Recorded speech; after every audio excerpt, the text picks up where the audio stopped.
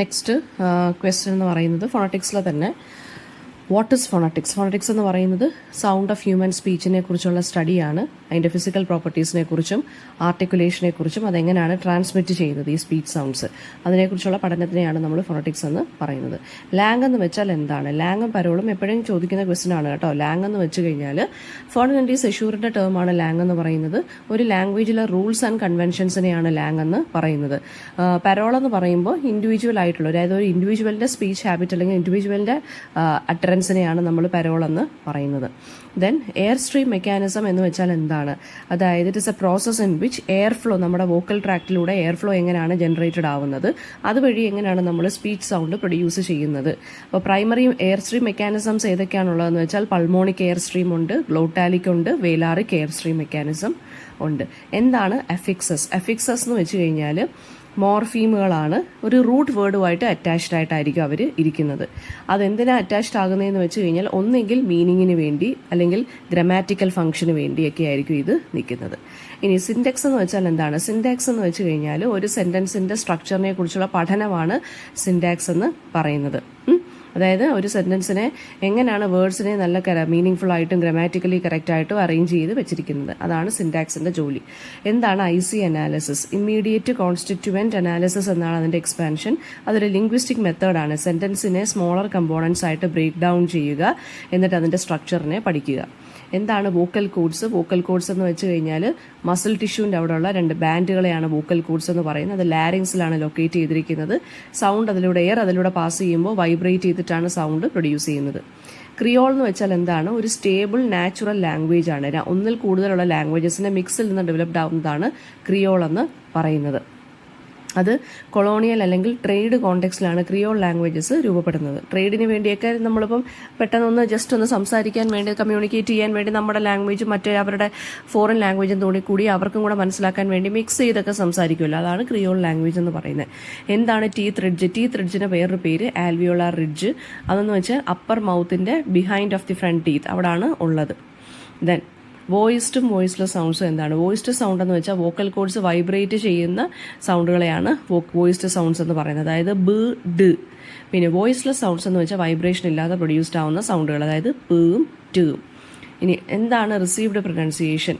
RP എന്ന് പറയുന്നത് British ഇംഗ്ലീഷിൻ്റെ ഒരു സ്റ്റാൻഡേർഡ് ആക്സെൻ്റ് ആണ്. അതായത് വളരെ പ്രസ്റ്റീജിയസ് ആയിട്ടും ഫോർമൽ കമ്മ്യൂണിക്കേഷന് വേണ്ടി യൂസ് ചെയ്യുന്നതാണ് RP അല്ലെങ്കിൽ ബ്രിട്ടീഷ് ഇംഗ്ലീഷിൻ്റെ RP എന്ന് പറയുന്നത്. ഓക്കെ. വേർഡ് സ്ട്രെസ് എന്ന് പറയുന്നത് ഒരു വേർഡിൻ്റെ ഏത് സിലബിലാണോ നമ്മൾ എംഫസിസ് കൊടുക്കുന്നത് അതിനെയാണ് നമ്മൾ വേർഡ് സ്ട്രെസ് എന്ന് പറയുന്നത്. ആ എംഫസിസ് കൊടുക്കുമ്പോൾ ആ ഒരു വേർഡിൻ്റെ സിലബിൽ ലൗഡർ ആകാനും ലോങ്ങർ ആവാനും പിച്ച് കൂടുതലാവാനും സാധ്യതയുണ്ട്. എന്താണ് കോമ്പൗണ്ടിങ്? അതൊരു ടൈപ്പ് ഓഫ് വേർഡ് ഫോർമേഷനാണ്. 2 അതിൽ കൂടുതലോ വേർഡ്സ് കമ്പൈൻ ചെയ്ത് പുതിയൊരു വേർഡ് ഫോം ചെയ്യുന്നു.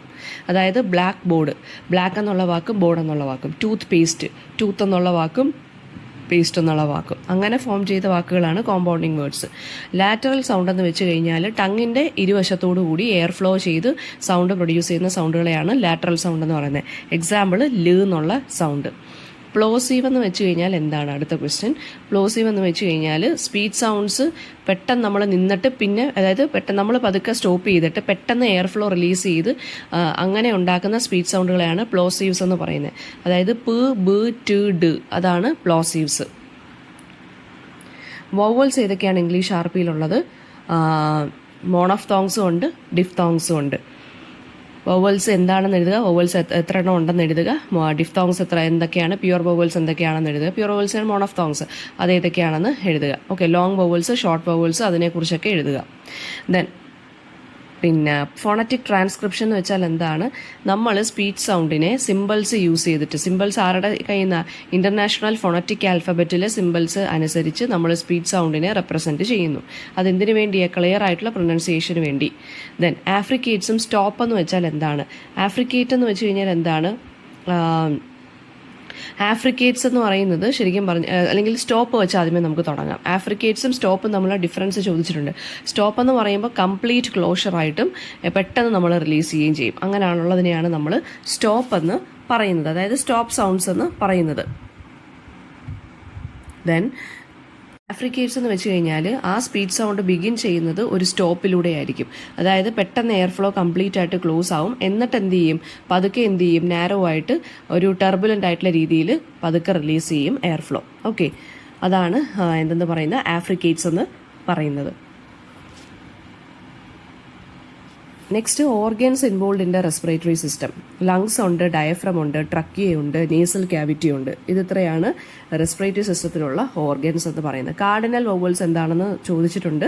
അത് റിപ്പീറ്റഡ് ആയിട്ട് വരുന്ന ക്വസ്റ്റൻ ആണ്. കാർഡിനൽ വൊവൽസിനെ നമ്മൾ റെഫറൻസ് വൊവൽസ് എന്നാണ് പറയുന്നത്. അതായത് നമ്മുടെ ടങ് പൊസിഷൻസിനനുസരിച്ചാണ് കാർഡിനൽ വൊവൽസ് എടുക്കുന്നത്. അതായത് ഈ കാർഡിനൽ വൊവൽസിനെ വെച്ചിട്ടാണ് നമ്മൾ വേറെ ലാംഗ്വേജസിലുള്ള വൊവൽ സൗണ്ടുകളെയൊക്കെ ഡിസ്ക്രൈബ് ചെയ്യുകയും കമ്പയർ ചെയ്യുകയൊക്കെ ചെയ്യുന്നത്. ഇനി ടങ്ങിന്റെ ഡിവിഷൻസ് ഏതൊക്കെയാണ്? Tip, blade, front, back, root. Okay, അസിമിലേഷനും എലീഷനും എന്താണ്? അസിമിലേഷൻ എന്ന് വെച്ച് കഴിഞ്ഞാൽ അതായത് അസിമിലേഷൻ ഹാപ്പൻ ചെയ്യുന്ന ഒരു സൗണ്ട് അതിന്റെ നെയ്ബറിംഗ് സൗണ്ടുമായിട്ട് സിമിലർ ആയിട്ട് മാറും. ഓക്കെ, ദെൻ എലീഷൻ എന്ന് വെച്ചാൽ എന്താണ്? ഒരു സൗണ്ടിന്റെ ഒമിഷൻ, അതായത് പ്രൊനൗൺസിയേഷൻ എളുപ്പമാക്കാൻ വേണ്ടി നമ്മൾ ഒരു സൗണ്ടിനെ ഒമിറ്റ് ചെയ്ത് പറയുന്നു.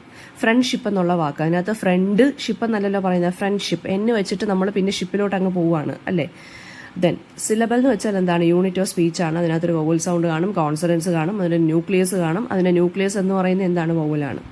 വേർഡ് സ്ട്രെസ്സും സെന്റൻസ് സ്ട്രെസ്സും.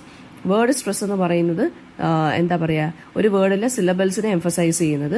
സെന്റൻസ് സ്ട്രെസ് എന്ന് വെച്ച് കഴിഞ്ഞാൽ ഒരു സെന്റൻസിലെ ഇമ്പോർട്ടൻറ്റ് വേർഡ്സിനെ ഹൈലൈറ്റ് ചെയ്യുന്നത്.